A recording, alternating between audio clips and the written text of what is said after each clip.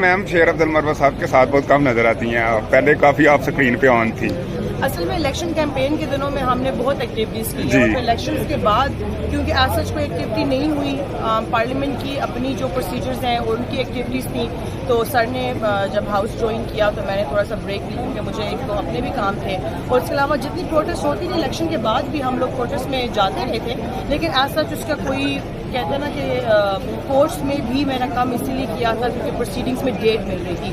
تو and also میں out of country تھی، پھر واپس آئی ہوں، تو اس لیے تھوڑا سا ابھی آپ پھر ایکٹیو ہوں گی گراؤنڈ میں. I am back. تو آج کی آپ پروسیڈنگ پہ کیا کہیں گی؟ آج پروسیڈنگ دیکھیے، ہم ان کو آرڈرز تھے کہ خان صاحب کو لائیو دکھایا جائے جی. ٹی وی پہ، لیکن انہوں نے نہیں دکھایا. ڈرتے ہیں خان صاحب سے کہ کس طرح سے ہم مینیج کریں گے، لیکن ہمیں یہ انشاءاللہ امید ہے کہ یہ ساری چیزیں ریپ اپ ہونے والی ہیں. کتنی دیر کا الٹیمیٹم ہے؟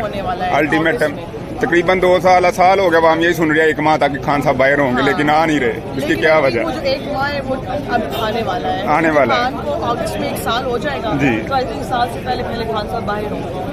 خان صاحب کی پکچر دیکھی آپ نے، کس سویگ میں بیٹھے ہوئے تھے وہ.